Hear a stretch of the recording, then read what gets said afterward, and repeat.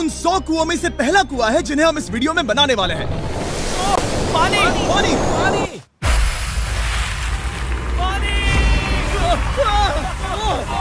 आपने अभी अभी केन्या के एक छोटे से गांव को पीने के पानी का अनलिमिटेड सप्लाई मिलते हुए देखा, वो भी सिर्फ 1 सेकंड में। अभी एक कुआं बना है और 99 बाकी है। आपको ये वीडियो बहुत पसंद आएगा। इन 100 कुओं को मिलाकर 5 लाख से ज्यादा लोगों को पीने का ताज़ा पानी मिलने वाला है। केन्या की इस साइट पर कुछ कुएं बनाने के बाद हम नाइरीरी स्कूल सिस्टम के साउथ में गए और कह सकते हैं कि उन्हें हमसे मिलकर बहुत खुशी हुई। क्या हाल है?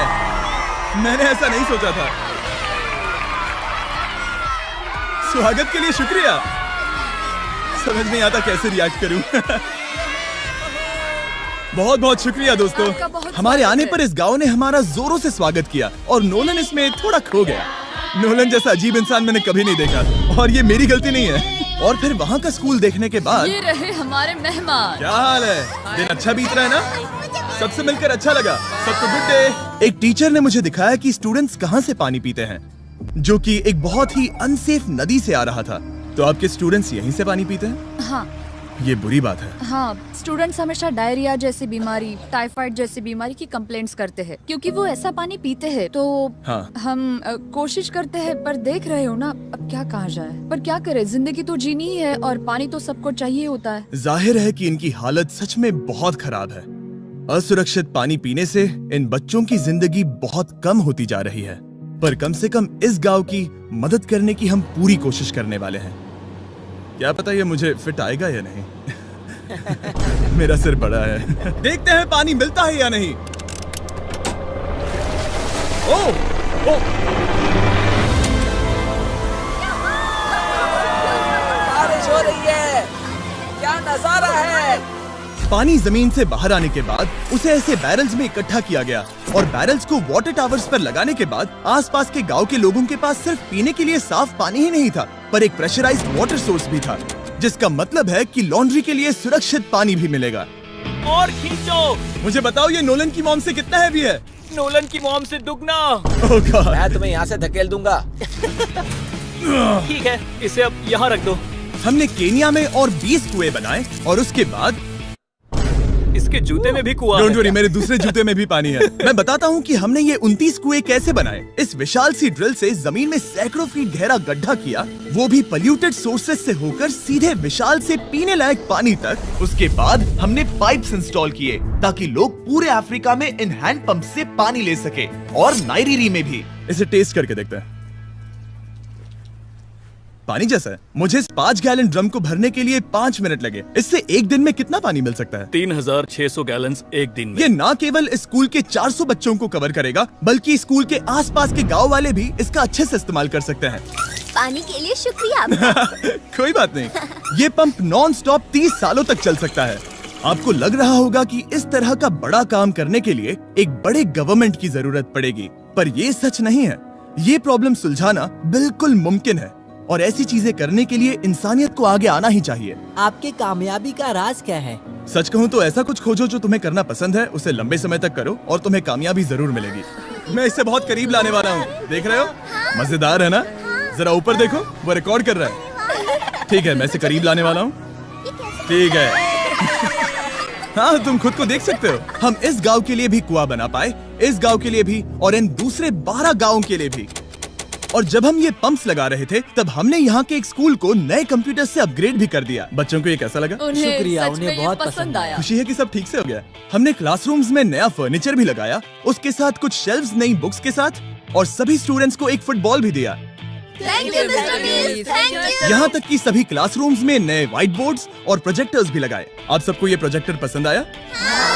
हम चौक का इस्तेमाल कर रहे थे जिससे बहुत डस्ट होता था, लेकिन आज सब कुछ साफ है। हमें इस बात की खुशी है। कोई बात नहीं, इतना तो कर ही सकते हैं। पर जब हम 45वें कुएं की साइट पर गए, तब एहसास हुआ कि वहाँ का हाल और भी बुरा है।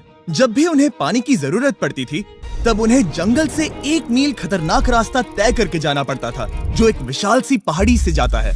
मैं जल्दी उठता हूँ, लगभग सुबह 4 बजे, ताकि मैं स्कूल के लिए पानी ला सकूँ। यहाँ से पानी निकालना सेफ नहीं है। ये जगह बहुत स्लिपरी है, जिससे किसी को चोट लग सकती है। हमने उनके कुएं पर काम करना शुरू किया, तब उन्होंने मुझे दिखाया कि वो पानी कहाँ से निकालते थे। आपको दिन में ऐसे कितने चक्कर लगाने पड़ते हैं? 2 बार। दिन में 2 बार? ओह वाह, तो एक आम स्टूडेंट ऐसा ही कुछ ले जाता है? हाँ। ओह गॉड, अगर 200 स्टूडेंट्स ऐसा रोज करते हैं तो ये कितना मुश्किल होगा? बहुत मुश्किल हो सकता ओह गॉड, ये ढलान तो बहुत बड़ी है। अरे यार, ये ढलान तो रुकने का नाम ही नहीं ले रही। हर रोज मैं सच में दंग रह गया कि ये चढ़ाई कितनी मुश्किल थी। ये सब इतना कुछ करते हैं ताकि वो यहाँ तक पहुँच सके, जहाँ इन्हें साफ पीने का पानी मिल सके। आमतौर पर आप पानी यहीं से लेते हो? हाँ। और पानी भरने के बाद ये जग्स लगभग 18 किलो तक हो जाते हैं, जो इन बच्चों के लिए पहाड़ियों से ले जाने के लिए बहुत मुश्किल है। लेडीज आराम से ये 2 उठा सकती ओह, हैं। तो मैं अभी जरूर ले जा पाऊंगा। और एक बार हमने जग्स भर लिए, उसके बाद वक्त था वापस ऊपर जाने का। जल्दी करो, चलते हैं। इससे तो पसीना भी नहीं आ रहा है। मैं ले लूंगा। और अब घंटों तक असुरक्षित पानी को इकट्ठा करने के बजाय उनका नया पंप स्कूल के बस 10 फीट दूर था, तो अब ये यहाँ से पानी ले सकते हैं। बहुत थक गया हूँ। और फिर हम गए हमारे अगले गांव में, जहां हमने बनाया हमारा 46वां कुआं। पर हमें एक प्रॉब्लम से गुजरना पड़ा। हमने देखा कि ये गांव आधे से बटा हुआ है, वो भी इस खतरनाक सी नदी से। ये अभी इतनी खतरनाक नहीं लगेगी, पर जब बारिश का मौसम आता है, पानी ऊपर तक आकर इस पुल को पूरी तरह से निगल लेता है। और ये पुल इसलिए इतना जरूरी है क्योंकि वहाँ जो गांव है, वहीं पर सभी हॉस्पिटल्स और स्कूल्स हैं, इसलिए यहाँ से रोज गुजरना पड़ता है। ये खतरनाक है, लेकिन इस पुल के अलावा इनके पास और कोई ऑप्शन नहीं है। जब ये नदी उफान पर होती है तो ये किसी को भी बहा ले जाती है, लोग, स्टूडेंट्स, यहाँ तक कि जानवर भी। हाल ही में इस नदी को क्रॉस करने की कोशिश में हमने 3 लोगों को खो दिया। इस तरह किसी की जान जाना पागलपन है और हम इसे स्वीकार नहीं कर सकते। और जिस पल हमने इस बारे में सुना, तब हमें मदद करनी ही पड़ी। तो पंप तक जाने वाले पुल को जब हमने ठीक करना शुरू किया, तब हमने केनिया से 2000 मील दूर जिम्बाब्वे देश का भी सफर तय किया। अफ्रीका में आए 1 हफ्ते से ज्यादा हो गया है और अब भी कई पंप्स लगाने बाकी हैं। तुम में से बदबू आ रही पर है। मैंने सुबह ही शावर लिया था। बात होते ही मैं हाथ नीचे ले लूंगा। इस काम के लिए मैं तुम दोनों पर भरोसा कर सकता हूँ? हाँ। हमें सबसे पहले एक लोकल हॉस्पिटल की जांच करनी थी, जहाँ साफ पानी की सख्त जरूरत थी। अंदर जाने पर हमें पता चला कि इस क्लिनिक की इस गांव को कितनी जरूरत थी। 1 साल में यहाँ पर कितने बच्चे जन्म लेते हैं? 1 महीने में करीब 50। इसका मतलब 1 साल में पूरे 600। वाह! पर दुख की बात यह है कि इन प्रेग्नेंट महिलाओं को सिर्फ पानी लाने के लिए 1 मील तक जाना पड़ता है और इन भारी बकेट्स को लेकर वापस आना पड़ता है। पर अच्छी खबर ये है कि हमने इनकी पैसों से मदद की यहाँ पर एक मॉडर्न पंप लगाने के लिए। और अब बस देरी थी इसे शुरू करने की। ठीक है नोलन, क्या तुम तैयार हो? मैं तैयार हूँ। ओवर। मुझे एक ड्रामेटिक जूम इन दो। नोलन, मैंने बटन दबा दिया है, ये काम कर रहा है? पानी आ रहा है। आप जाकर चेक करना चाहेंगे? हाँ। वहाँ पर? हाँ, चलो चलिए, चलते हैं। लोगों को पानी मिलता देख मुझे आखिर बहुत अच्छा खुशी हो पानी रही मिल ही है। गया। ये सच में एक कमाल की बात है। हमारा नोलन एक प्रोफेशनल डांसर है। हाँ। यकीन नहीं हो रहा, मैं डांस कर रहा हूँ। वो कर क्या रहा है? ओह गॉड, सॉरी, मैं नहीं चाहता कि आप इसे और देखें। साफ पानी मिले ये पक्का करने के अलावा इस गांव में बहुत से स्टूडेंट्स को ट्रांसपोर्टेशन की भी दिक्कत थी, तो हमने इन सबको नई साइकिल्स देने का फैसला किया। बच्चे बहुत ज्यादा हैं, पर हमने साइकिल्स भी उतनी ही खरीदी हैं। सच बताऊं तो मुझे साइकिल चलाना नहीं आता। जिमी को सिर्फ साइकिल देना आता है। कभी इसे चलाना नहीं सीखा। तो चलो हम एक रेस लगाते हैं। 3, 2, 1, गो! ओह माय गॉड, सभी मुझसे आगे जा रहे हैं। संभल के, मुझे चलाना नहीं आता, किसी को उड़ाना नहीं चाहता। तुम इसे चलाओगे? ठीक है, जाओ चलाओ।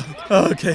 और इन्हें साइकिल्स देने के बाद हमने तब तक पंप्स लगाए जब तक हम पहुंच गए कुआं नंबर 69 तक। ये कुआं सोलर पावर्ड है, जो गांव के किसानों के लिए खास बनाया गया है, ताकि इनकी फसलों और जानवरों को जरूरत से ज्यादा पानी मिल सके। चाहे गर्मी हो या फिर बिजली ना हो, इससे कोई फर्क नहीं पड़ेगा। हर एक पैनल है 200 वॉट्स का, जो एक पंप से जुदा है। ये पंप हर घंटे 5000 लीटर पानी खींच सकता है। बेसिकली ये अनलिमिटेड पानी का सोर्स है इस पूरे गाँव के लिए। ये बहुत बढ़िया है। और जिम्बाब्वे छोड़ने के बाद हम चाहते थे कि अफ्रीका की सभी कम्युनिटीज को पानी मिलता रहे, इसलिए हमने और कुछ पंप्स बनाए युगांडा में, सोमालिया में और कैमरून में। कैमरून में हमने क्या क्या किया ये देखने के लिए फिलैंथ्रोपी चैनल पर हम जल्द ही एक वीडियो अपलोड करने वाले हैं। इन गाँव में वक्त बिताने पर मुझे एहसास हुआ कि पंप्स लगाना कितना जरूरी होता है। कैसे ये खेती को पानी देते हैं, भूखे का पेट भरते हैं, कैसे ये हॉस्पिटल्स को साफ सुथरा रखते हैं और सबसे जरूरी कैसे ये आने वाले पीढ़ी के बच्चों के लिए लंबी और हेल्दी जिंदगी जीने में मदद करते हैं और इससे कम्युनिटीज का भविष्य भी सेफ हम होता है। बहुत समय से इंतजार कर रहे हैं साफ पानी के लिए। Water is life. और कुछ लोकल लोगों की मदद से हमने आखिरकार ये पुल पूरा कर ही लिया, जिसे ये कम्युनिटी अगले 100 सालों तक इस्तेमाल कर सकती है। कई जिंदगियां बचेगी, परिवार एक साथ आएंगे, परेशानियां चली जाएंगी। इस वीडियो में हमने जो 100 पंप्स लगाए हैं वो कई जिंदगियां बदल देंगी, पर ये काफी नहीं है। इसीलिए मैं चाहता हूं कि आप जाने से पहले beachphilanthropy.org/wells पर जाएं और मुमकिन हो तो पैसे डोनेट करें। मैं सच कह रहा हूं, हमें इस वीडियो से एक पैसे का भी फायदा नहीं हो रहा है। इस वीडियो से जितने भी पैसे आएंगे वो 100% इन पंप्स को बनाने में खर्च होंगे, वो भी पूरी दुनिया में। पता है ये अजीब है कि एक यूट्यूबर को ये सब करना पड़ रहा है, पर किसी को तो करना ही होगा। अगर कोई नहीं करेगा तो हम ये करेंगे ही। आप देख सकते हैं इस काम से कई कम्युनिटीज की जिंदगियां बदल रही हैं। और फाइनली 100वां पंप। ओह माय गॉड, मुझे माफ करना।